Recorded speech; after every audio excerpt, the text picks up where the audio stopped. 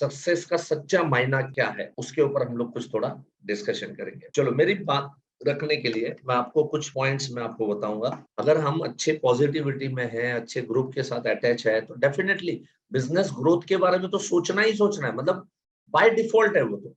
If you are doing business, business growth होना ही चाहिए और ग्रोथ करना ही करना है। लेकिन इसके साथ साथ असली सक्सेस के लिए सिर्फ ग्रोथ, मतलब मैं कहूंगा कि अगर बिजनेस सक्सेस का एक पहिया है, तो उस पहिए का एक छोटा सा पोर्शन है, तो that is a growth. But इसके साथ और एवेन्यूज के ऊपर हमने फोकस करना चाहिए। चलो, सबसे पहले मैं आपको कहूंगा इसके अंदर में हम क्या करते हैं मालूम है, क्योंकि ग्रोथ के बारे में सोच रहे हैं, पॉजिटिविटी के साथ है, दूसरे लोगों को हम फॉलो कर रहे हैं, दूसरे लोगों को हम देख रहे हैं, आपका सक्सेस आपको चेक करना है। मेरा जो है बिजनेस सक्सेस है, तो ग्रोथ हो रहा है। देखो, मैं तो ग्रोथ के ऊपर की बात कर रहा हूँ, और अगर ग्रोथ भी नहीं हो रहा है तो ये तो बहुत डेंजर है, ये तो बहुत खतरनाक चीज है। सो ग्रोथ सबसे पहला पहलू है, लेकिन ग्रोथ के साथ साथ आपको बिजनेस के दूसरे एवेन्यूज में आपको सक्सेस पाने के लिए देखना चाहिए। नागपुर में कुछ सालों पहले की बात है, एयरपोर्ट पे रिसीव करने के लिए आया, हॉल पे जाना था, उसने नया नया वैगन आर गाड़ी लिया था। और जैसे ही हम लोग उसके एकदम न्यू ब्रांड 2 दिन 4 दिन पहले ही शायद उसने शोरूम से छुड़वाई थी, जैसे ही वो गाड़ी में हम लोग बैठे, तो वो एजेंट थोड़ा मेरे को बोलता है सर वैगन आर लिया, लेकिन सर पता नहीं सर, वो अंदर से वो खुशी नहीं आ रही है। क्यों भाई, खुशी क्यों नहीं आ रही है? सर, आपने सपने इतने बड़े बना दिए, आपने इतना बड़ा ग्रोथ हमको दिखा दिया, इतना करना, तो ये बहुत छोटा लगता है, मामूली सा लगता है, बहुत फालतू लगता है सर। अंदर से खुशी नहीं है सर। नई गाड़ी ली, परिवार वाले खुश है, सब लोग खुश है, बट मुझे अंदर से खुशी नहीं, क्योंकि मेरा सपना है सर 10 लाख की गाड़ी, अभी 5 लाख के लिए मेरा सपना है 10 लाख की। मुझे ऐसा लगा कि मेरे इस दोस्त को थोड़ा करेक्ट करना पड़ेगा। मैंने उनको कहा, मैंने कहा देखो दोस्त, कैसा है पता है, सपने बड़े होने चाहिए, एब्सोल्युटली सपने बड़े होने चाहिए, बहुत बड़े ग्रोथ के बारे में सोचना चाहिए, बहुत सक्सेस पाना है, बहुत आगे बढ़ना है, आसमां को छूना है, स्काई इज द लिमिट, ये सब करना है अपने को। लेकिन जो है उसमें दुखी होके नहीं। समझ रहे हो आप? What is business success? जो है उसमें दुखी होके नहीं, जो है उसमें परेशान होके नहीं, जो है उसका दिल से स्वीकार करना है, उसको एंजॉय करो। मतलब मैं कहना चाहता हूँ, छोटे छोटे सक्सेस भी एंजॉय करते करते बड़े सक्सेस तक जाना है अपने। That is real business success. वरना मैं उत्पात में रहूंगा, परेशान में रहूंगा, दुखी रहूंगा, जब देखो तब अपसेट रहूंगा, जब देखो तब मेरा ये नहीं हो रहा है, वो नहीं हो रहा है। हो रहा है, पहले तो कुछ भी नहीं था, आज तो बहुत कुछ हो रहा है। तो जो है उसमें बहुत खुशियां मनाओ, उसमें आपको अंदर से खुशी आनी चाहिए। और वो खुशी अगर आपको आ रही है, आपके दिल से अंदर से आ रही है, जो है वो प्राप्त किया उसकी खुशी, और उसका एप्रिसिएशन अपने आप को खुद को देना है। आज भी मुझे याद है, मैंने उसको कहा था, गाड़ियां पूरी इंडिया में कितनी होगी? 2 करोड़ गाड़ियां होगी।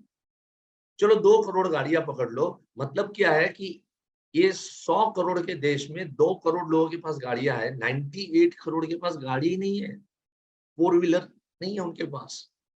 तो you are better than that 98 crore.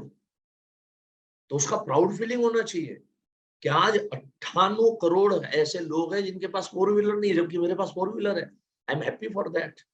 But yes, ये कुछ भी नहीं है, और बड़ी गाड़ी लेनी। देखो होता है क्या, अब 5 लाख की गाड़ी है, दुखी हूं, फिर मेहनत करूंगा 10 लाख की गाड़ी आ जाएगी। लेकिन अब 10 लाख की गाड़ी आएगी तो अब आपको 25 लाख की गाड़ी लेनी है, तो अब आप 10 लाख की गाड़ी में दुखी हो। सक्सेस डेफिनेटली करना है, लेकिन जो है उसमें दुखी होके नहीं। मैंने उसको कहा कि तुम वैगन आर में दुखी हो, 10 लाख की गाड़ी आएगी तो फिर 25 लाख का सपना होगा, तो 10 लाख की गाड़ी में दुखी रहोगे। फिर 25 लाख की गाड़ी आएगी, उस समय 50 लाख का गाड़ी का सपना होगा, तो 25 लाख की गाड़ी में दुखी हो। फिर 50 लाख की गाड़ी आ जाएगी, तो 1 करोड़ की गाड़ी का सपना हो जाएगा, फिर 50 लाख की गाड़ी में दुखी हो। ये नहीं होना। जो है उसको एंजॉय करो, जो है उसको मजा करो। आज आईओई में आने के बाद में, पहले तो सपने ही नहीं थे, आईओई में आने के बाद में बाइक लिया 2001 में। बट कसम से बोलता हूँ, वो 1.5 साल जो है ना, 7वें आसमान पे था। वो 1.5 साल के अंदर में मैंने जो बाइक राइड किया था, जो जिंदगी में कभी बाइक चला ही नहीं था, और हार्डली अगर सिर्फ एक ही डबल सीट में भी अगर बैठा था तो मेरे पूरे खानदान में एक ही व्यक्ति ऐसी थी कि जिसकी डबल सीट पे मैं बैठा हुआ था। जब तक मैंने गाड़ी ली तब तक की बात कर रहा हूँ, कौन सी टू व्हीलर की बात कर रहा हूँ। मेरे जीजा जी का अहमदाबाद के अंदर में बाइक हुआ करता था, तो वहां पे डबल सीट पे बैठा था बस। और कोई ऐसा व्यक्ति भी हमारे पास में नहीं था कि जिसकी डबल सीट पे हम बैठे। तो ऐसे सिचुएशन में मैंने अपना बाइक लिया, दैट वाज सातवां आसमान, मजा किया यार। 60,000 70,000 किलोमीटर घुमा दिया था, मेरे को आज भी याद है, 1.5-2 साल के अंदर। सपने तो थे ही, तो उसके बाद गाड़ी लेनी थी, लेकिन सोचा कि छोटी गाड़ी, अब उस समय मेरा बजट था 3 लाख का, और आज से 20 साल पहले आ जाती थी छोटी गाड़ी। अब 3 लाख की छोटी लूं, उससे अच्छा चलो मैं सेकंड हैंड 3 लाख की बड़ी गाड़ी ले लेता हूँ। तो मैंने 3 लाख में मैंने ओपेल एस्ट्रा ली थी सेकंड हैंड, लेकिन थर्ड क्लास गाड़ी थी, मतलब गाड़ी अच्छी थी, बट किसी ने चिपकाई हुई गाड़ी थी। तो अब नई गाड़ी लेना है, बट उसको भी एंजॉय किया, ये सोच के एंजॉय किया कि चलो हाथ साफ कर लेंगे इसके। जो परिस्थिति है उस परिस्थिति में आपको एंजॉयमेंट होना चाहिए, आपको खुशियां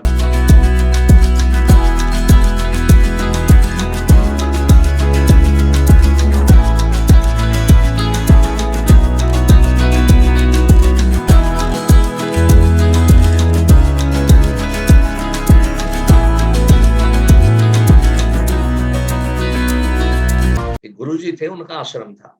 आश्रम होता है तो उनके जो भक्त वगैरह होते हैं, और आश्रम होता है तो प्रवचन वगैरह होते हैं। तो उस प्रवचन के अंदर में लोग आते थे। तो वो गुरुजी के पास में एक उनका जो फॉलोअर था, वो गाय लेके आया और दान में गाय दे दी उन्होंने आश्रम में। अब उनके जो शिष्य अगल बगल में बैठे थे, जिस फॉलोअर ने गाय दिया, गुरुजी ने कहा वहां आश्रम के उस साइड में आंगन में बांध दो गाय को। और उसके बाद में उस भाई का धन्यवाद अदा करते हुए बोले, अच्छा हुआ आप गाय लेके आए, हमारे शिष्यों को दूध की जरूरत थी, और अभी हमें दूध लेने को जाने की जरूरत नहीं पड़ेगी। आश्रम में बैठे बैठे दूध मिल जाएगा, और वो भी ताजा दूध मिल जाएगा, शुद्ध दूध मिल जाएगा। ईश्वर आपका भला करे। आपने बहुत अच्छा और बहुत नेक काम आपने किया। ये दिन हुआ। अभी दूसरे दिन क्या हुआ, सेकंड डे के अंदर में, अब शायद ये आदमी घर पे गया। घर पे जाने के बाद में बीवी ने शायद इसको बहुत जो है डांटा, और डांट के इसको बताया कि ये क्यों गाय दे के आए, ये क्या आश्रम लगाया है, गुरुजी ने क्या दिया तुमको, ऐसा क्या करते हो आप, गुरुजी आपके बाप के ऊपर जादू टोना कर रहे हैं। धीरे धीरे करके गुरुजी ना पूरा घर यहाँ से लेके जाएंगे, ये क्या कर रहे हैं, जाओ मुझे गाय वापस चाहिए वरना मैं मैके चली जाऊंगी। अब बेचारा क्या करेगा, बीवी मैके जाएगी कैसे चलेगा। तो वो भोला आदमी बेचारा मुंह लटका के दूसरे दिन वापिस आया, और आश्रम में आके दूसरे दिन बोलता है, गुरुजी क्षमा करे, क्या हो गया, चेहरा क्यों उतरा हुआ है, क्यों इतना दुखी है, क्यों परेशान है बेटा, हुआ क्या। बोले गुरुजी कहना भी अच्छा नहीं लग रहा है। अरे जो है कह दे बेटा, कह दे। गुरु के सामने अगर कुछ छुपा के रखेगा तो कैसे तेरे को सॉल्यूशन मिलेगा। बोले गुरुजी कल गाय आपको दान में दी। उसके बाद घर गया, बीवी को जब पता चला तो बीवी ने सर बहुत डांटा, मुझे बहुत डांटा। बीवी ने धमकी दी है, अगर गाय आज वापिस नहीं लेके आए ना तो मैकी चली जाएगी, मेरे बच्चे रखड़ जाएंगे, मैं भूखा मर जाऊंगा, मैं क्या करूं, गुरुजी आप ही रास्ता निकालिए। अरे इतनी सी उलझन है, अरे पागल कहीं के, इसमें क्या हिचकिचाना है, जा गाय को छुड़ा दो। उस शिष्य को बोला जाओ गाय को छुड़वा दो और दे दो उसको वापिस। गुरुजी आप आपको दुख है ना, नहीं किस चीज का दुख है, कोई दुख नहीं बेटा, जाओ लेके जाओ। हाँ अच्छा संसार जियो, अच्छे जीवन जियो। वो तो गाय लेके चला गया। इस शिष्य बड़े परेशान थे। इस शिष्य बोले कि गुरुजी कल तो आप बड़े खुश थे, गाय आई, अब ताजा दूध मिलेगा, कहीं लेने को जाने की जरूरत नहीं पड़ेगी। हाँ बड़े खुश थे आप, बड़े प्रसन्न थे। तो आज जब गाय गई, वो वापस लेने को आए, आपको कोई गुस्सा नहीं आया, आपको कोई रंज नहीं हुआ, कोई दुख नहीं हुआ आपको। तो गुरुजी बोलते, मैं एक्चुअली रात भर सोच रहा था कि ये गाय आई तो है, लेकिन इसका गोबर कौन साफ करेगा, इसकी गंदगी कौन साफ करेगा, इसकी सफाई कौन रखेगा, दूध कौन निकालेगा, उसको चारा कौन देगा, उसको खाना कौन खिलाएगा, वो बीमार हो गई तो उसका कितना केयर लेना पड़ेगा।